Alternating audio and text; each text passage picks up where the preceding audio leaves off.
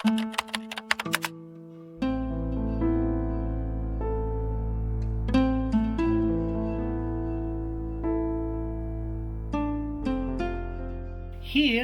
you have everything that you read in the history books. So many of those famous people. It is the Shahs, member of the government, member of the parliament, a member of certain rebel groups, of the democratic groups, of the constitution from the First World War, where you have the different parties that were fighting each other. All of this, there are a lot to be found in picture postcards. I have been collecting for 30 years, and I have about 2,000 different postcards from Persia. So, in order to understand the history, you have to read many books of history written by different authors from different countries, but about Persia and Persia's geopolitical situation, where one has to see how the British and the Russians were playing their political role in that part of the world, and how Persia suffered from this, like other countries in their surrounding also suffered. All of this, there are a lot to be found in picture postcards. Therefore, it is so fascinating to make a collection of picture postcards of Persia if you know its history, because then you can always place the picture of the postcard in relation to your own knowledge of the history that you have already studied in the literature.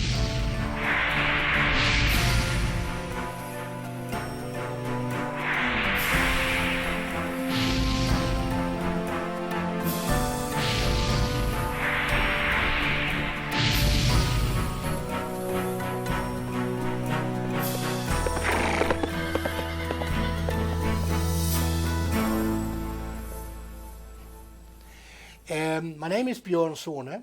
I'm born 1941 in Gothenburg in Sweden, the second town where we are manufacturing the Volvo car.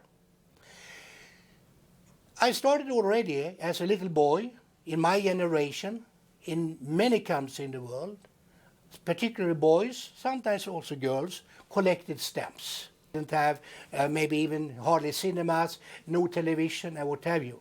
So the stamp itself became the picture from all over the world, special album made for young people, you know. And I did that for till the age of 15, I would say.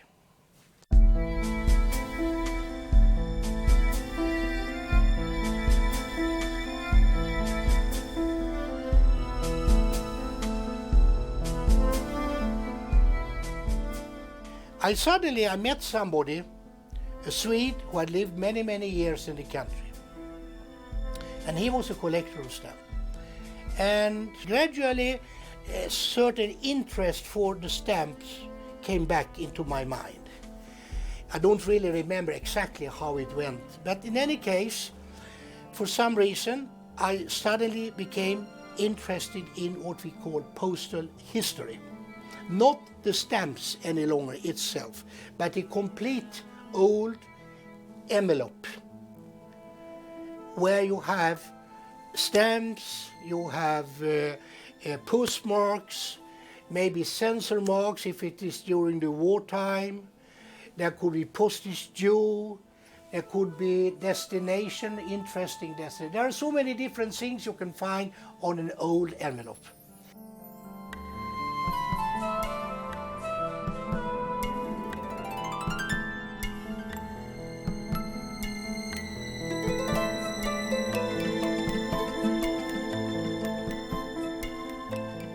Then I found out that the very famous Dr. Mohammed Dad Kha, the father of Iranian philately, we used to say, a very famous philatelist, he had meetings at his hospital every Friday.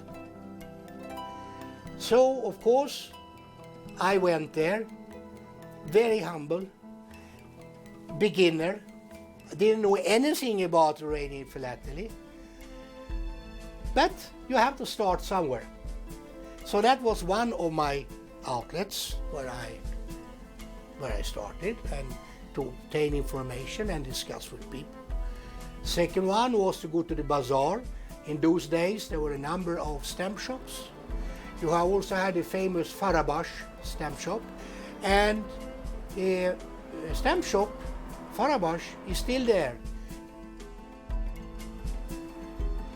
من اسم کوچیکم فریدون و فامیلیم هم نوین فرح بخشه.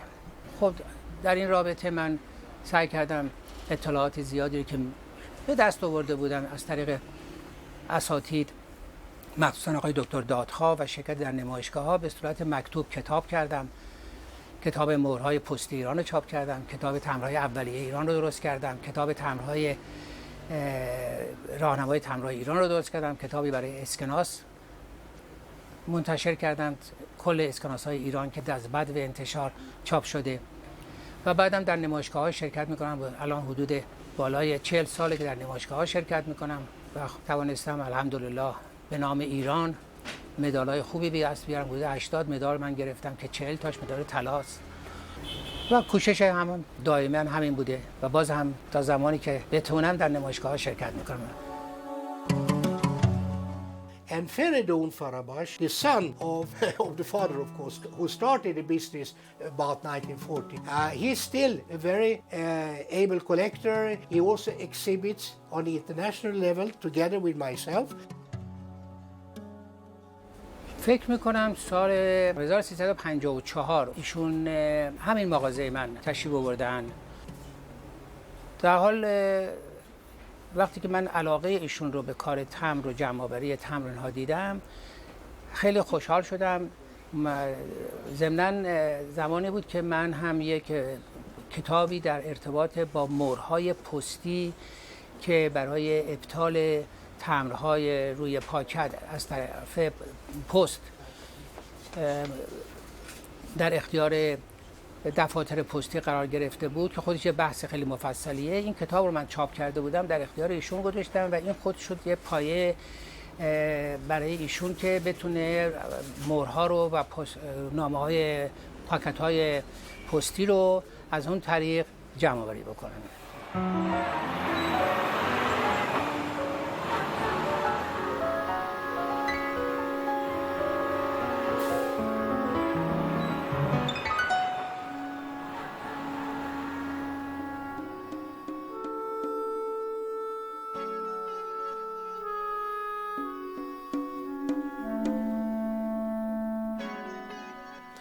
So this is the way I started to collect. Then I realized how do you get hold of these old covers? It's not only the dealers. The dealers must get them from somewhere. So I started to walk around every afternoon after my office closed.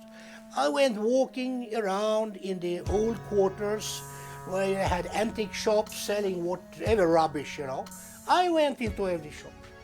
I had brought a piece of paper with me written in Farsi, in Persian, what I wanted. And gradually I found covers here, cover there, etc. etc. اون زمانی که ایشون در سفارت سوئد در تهران، تصورم اینه که در قسمت بازرگانی مشغول به کار بودن، خب طبیعتاً با اون روابطی که با ایرانی‌ها پیدا کردن و بخصوص آشنا شدن با آقای دکتر دادخواه که دکتر دادخواه خودش به شخصی اصلا از مهمترین و شاخصترین کلکسیونر تمبر ایران بودن در سطح بین‌المللی.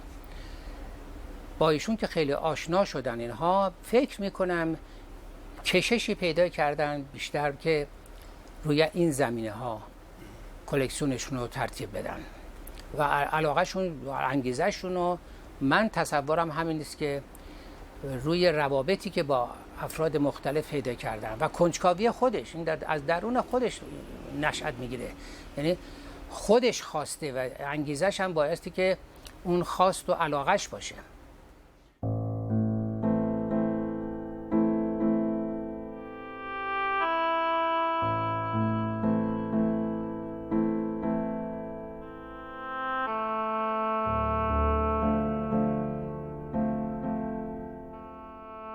I said, I'll go to Isfahan and go to the bazaar.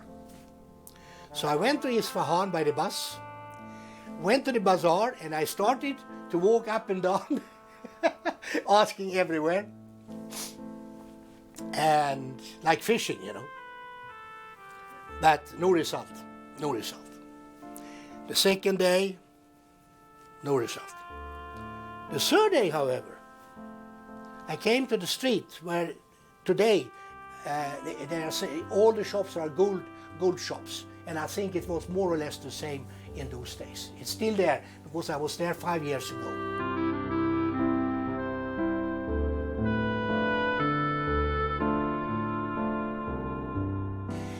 And in one of these shops, the gentleman said, in fairly good English, yes, he said, I think I have.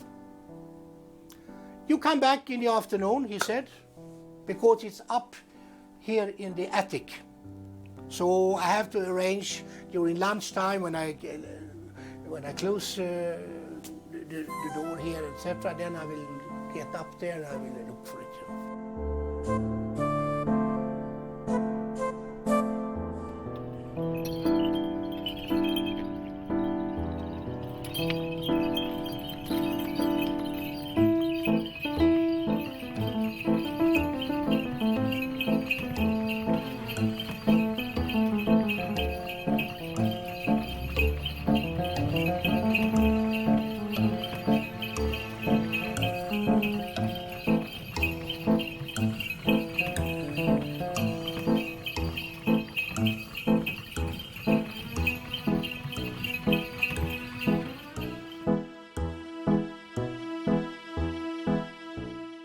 So of course, you know, I was walking around for 3-4 hours and I was trembling like this, thinking what he might have, you know. And when I came back, he had an old, I don't know what you call it even in English, but maybe, you know, when you collect flowers, that is what he had. So he opened this, and there was that much of covers and old documents from the culture. I was absolutely overwhelmed. And my knowledge was very little. I have only been collecting for 1 month.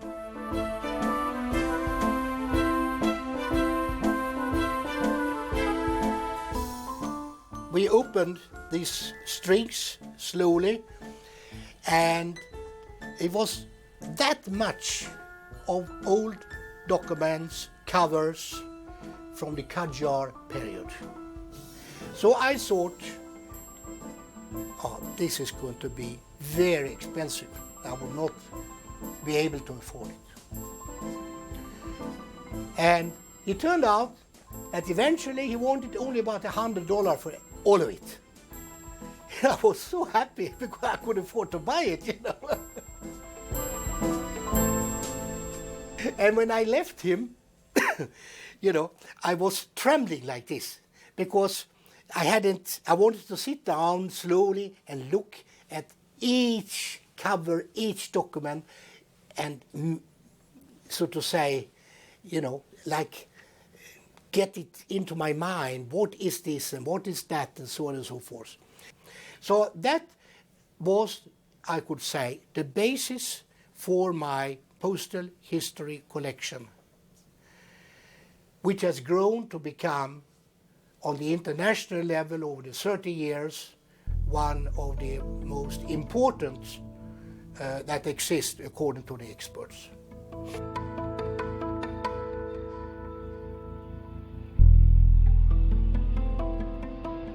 So then when I come back to Sweden, I continued, of course, to collect Iran.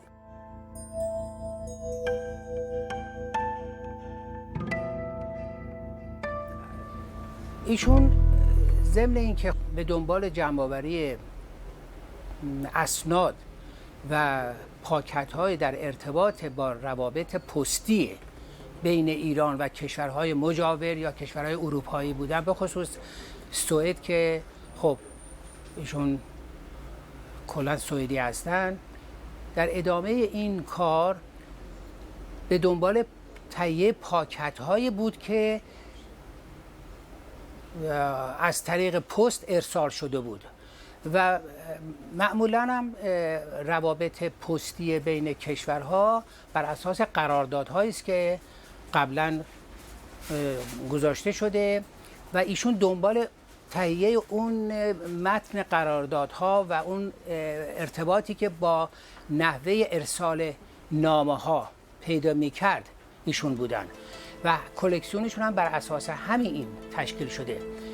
حالا یا با روسیه بوده یا با فرض کنید هندوستان، در حال با هر کشوری که بوده به دنبال تهیه مدارکی در جهت روشن کردن اون زاویه روابط پستی بین این کشورها بوده و کلکسیونش هم از این جهت خیلی جالب توجه است.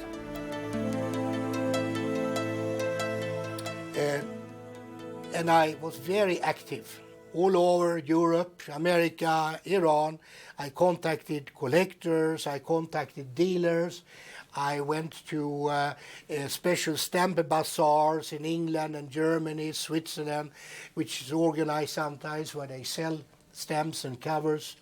So gradually my collection expanded, and by 1986 I could participate in my first exhibition, which of course was here in Sweden, as you always have to start.